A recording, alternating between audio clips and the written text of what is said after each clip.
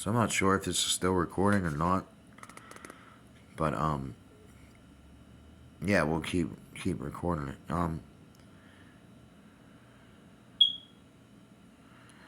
Dreamtime, Chapter 13, marks the end of a wave of creation and leads up to the visions in the other minds and native people hold of life in the future after the great chaos which the current changes will bring.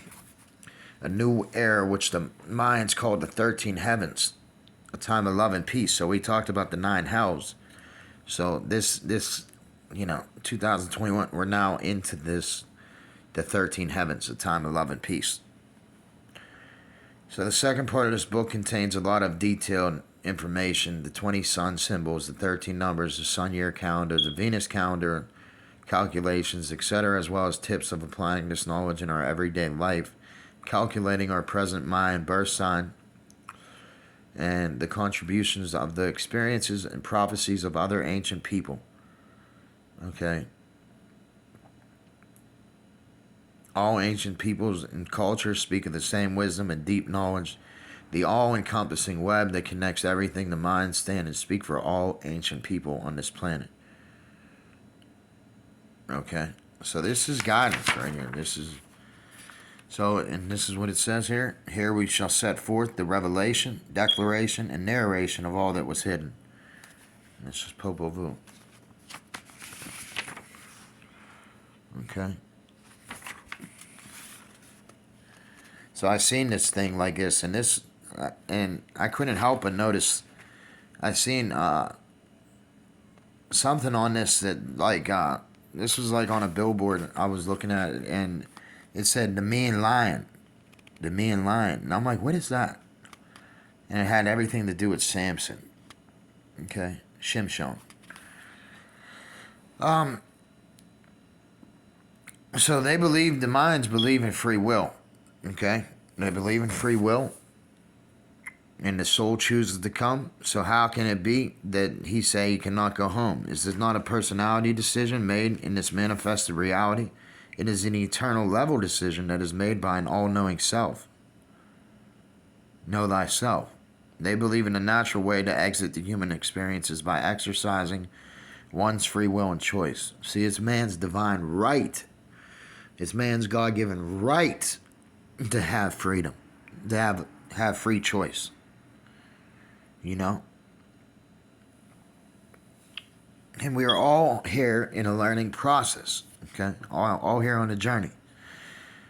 And this is the way out.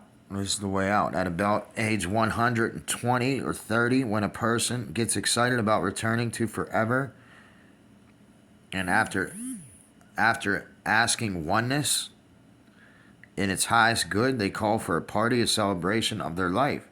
The real people nation, okay, have for centuries and have practiced at birth to speak of the same first phase to all newborns. Each person hears the same exact first human words. We love you and support you on the journey. In their final celebration, everyone hugs them and repeats this phrase again. What you heard when you came in is what you hear when you leave. Then the departing person sits down in the sand, shuts down the body system. In less than 2 minutes, they are gone. There is no sorrow or mourning.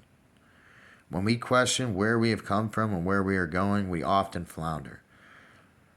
Some of us may be able to go back to the traditional answers provided by religions or the sciences, but when our children start asking these questions, we feel suddenly pushed into uncharted territory, and set the answers prescribed by others do not help us a lot. Compared to other peoples, we tend to spend little time on thinking too much about such other people or such fundamental questions of life. Our experiences are usually secondhand, derived from movies, television, books, and words of others. We know what others have said about the various problems we encounter in life, and we are aware of the rules and the conventions of society. In the way that we are remote controlled, we feel like strangers in a world full of strangers. On the other hand, we often describe other peoples and cultures as foreign, as they are not like us, and we organize their lives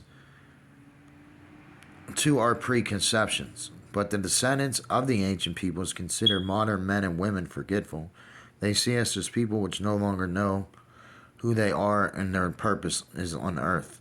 They think of us as people living in fear, especially in fear of death. I could tell you right now, in the, in the Aquarian Gospel of Jesus Christ, it stresses the fact that there is no death.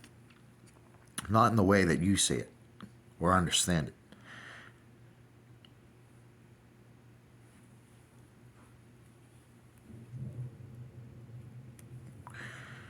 We ourselves, however, are becoming more and more aware of how much we have created this separation in our minds. It seems that this time has come to remember that there is no such separation. Everything that exists like a big web, it's all parts.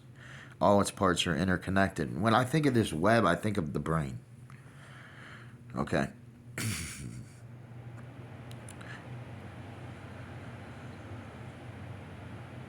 So, when we enter another culture, it's a little like falling asleep. The night is dark. We trust that later dawn will come. Before we fall asleep, we have to let go of the day just passed and all its activities, our thoughts, and our feelings.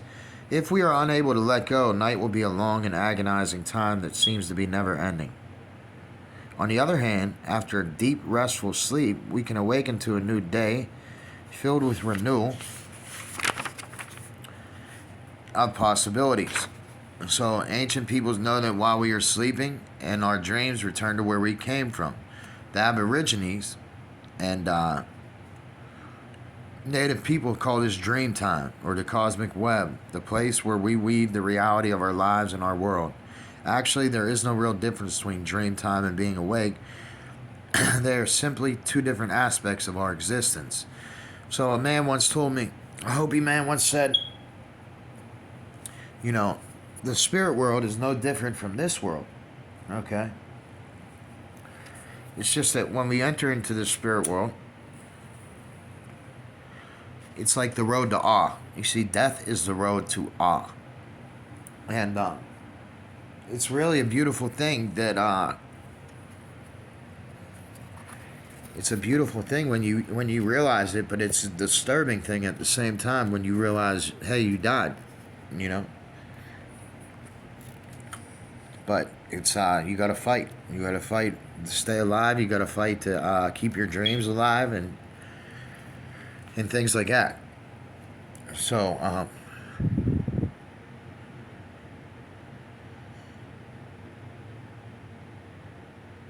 so this is an adventure. Life's an adventure. We are slowly approaching a door that will beckon us into the secret world of the minds. We knock at this door just when we request admittance. A voice calls from within. We recognize it as a call across vast distances and bygone times. It's weird. I didn't wake up to this truth until just a few days ago, like a few weeks ago. That it doesn't stop. Doesn't stop. So it's important to do as much as you can before you die. You know, and like Paul said, we die constantly. We're in trouble constantly. But we're in charge of rowing our own boats here on this journey. So welcome, welcome, welcome. Come closer and listen. Tell me, do you know who the minds are? The people who are called the masters of time, keepers of the universe. Now let me tell you another thing. The minds were master mathematicians, master builders, okay, and masters of numbers and everything, and stars and everything. So, and it's funny, our history books hardly mention them. You know, that's why I'm not a big proponent of education as far as other than just achieving your dreams. But as far as like history goes, our whole history has been a lie. Everything is a lie. And our teachers have lied to us. And I'm just coming up to the realization of all this. And religion has lied to us. And things have lied to us. And so it's weird. The more I'm growing separate from all these things, I understand that everybody's on their own journey. I understand that everybody is on the path to reaching this